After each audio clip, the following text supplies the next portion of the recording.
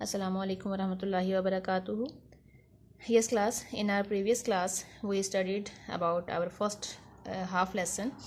It was about Iman, and we also studied that Iman is a matter of heart, words and actions, and all these things should also based on intention, a correct intention. Then our action will be acceptable, they will be approved. And we also studied some traits of the true believers according to Quran. So today we see that there are many evidences in the Quran and Hadith indicating that Iman is of varying degrees. We also studied previously that Iman does not remain same all the time in our hearts. It sometimes goes to the higher level and sometimes it comes down. As we studied previously that when we commit any sin, it's mean we are at the lower level of Iman. So here we can see a hadith about it. Iman has over 70 branches, and the best of which is saying La ilaha illallah, and the least of which is removing a harmful thing from the road. And the modesty, haya, is one of the branches of Iman. It's the hadith of Bukhari. So it's mean that whatever the good action with the true intention we do, it's also a part of Iman. Just like here is given an example of just removing some harmful thing from the road. Imam Ahmad bin Hanbal said, it's also another hadith, faith increases and decreases.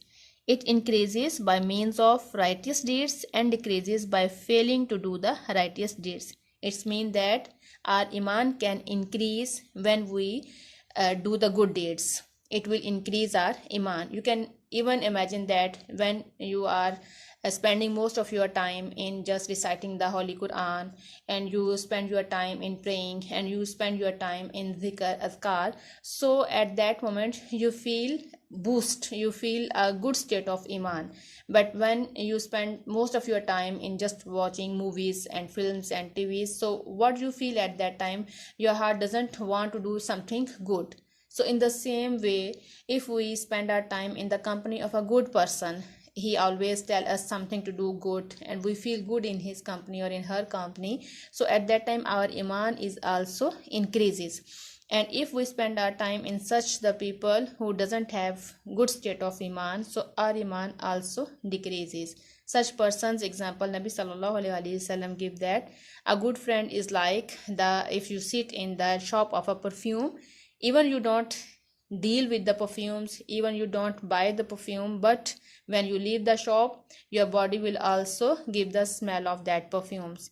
And in the same way, if you sit in the company of any bad person, you will also take the effects of that bad person. Suppose you are sitting in the shop of a coal, even you don't deal with the coal, but definitely you will get some stains of the coal on your dress.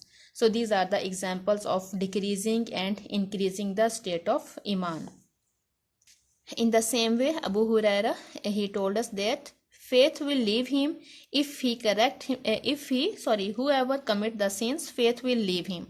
But if he corrects himself and repent, his faith will come back. As we studied in the previous page, that when a person commits any sin, his faith goes away, and when he repent on his sins and when he do the good deeds, his faith comes towards him again. And Abu Darda, he gives the example of a shirt. He said that faith is like a shirt.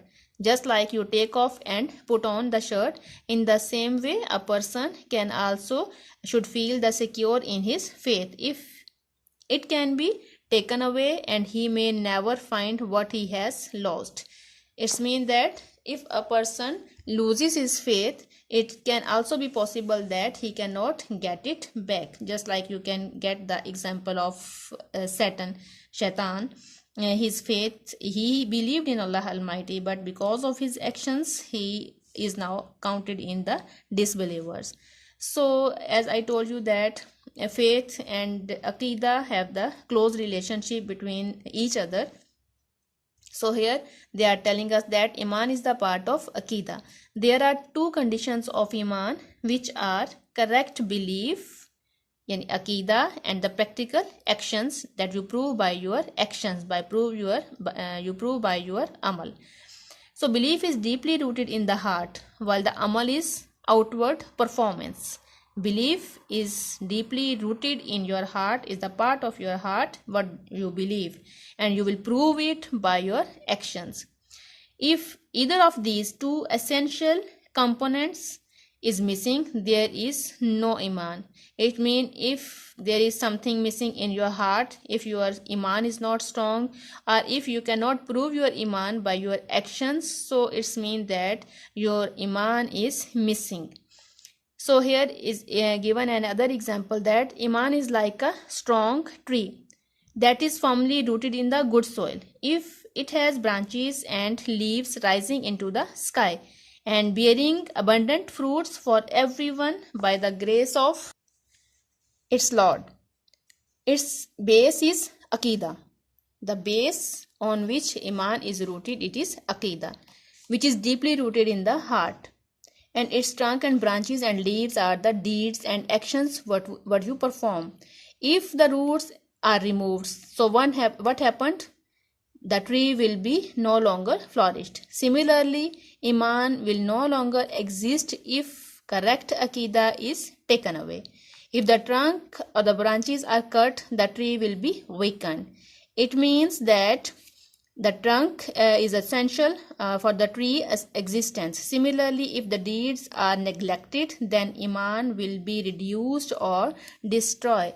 If we do not do the good actions, so our Iman gradually becomes weaker and then it dies gradually.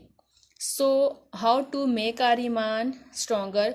Even the Sahaba Karam feel that when they are staying in the company of Nabi sallallahu alaihi wasallam, their iman is on the different level, and when they stay at their homes with their family members, their iman is of other level. So Nabi sallallahu alaihi wasallam told them that it's not a matter of any worry. Iman is always in the different states, so always try to strengthen your iman with your good deeds, with your good actions, with keeping in the good company. So let us decide, let us try to do good actions to keep ourselves in the good state of iman, because if we have the good state of iman, then we can get success not only here in this world but here afterward. So always try the good deeds. If we commit any sin, if we are repenting on our sin, so what is the resolution of ourselves? We should resolve that we should do the good deeds. The solution of coming out of that guilty is just to do the good deeds. As I told you already that innal hasanati yuzhibnas sayyi'at. So if we do the good deeds, our bad deeds will be removed, and inshallah we hope that our record will be free from the bad deeds and it will get the weight. So inshallah now we will do the exercise.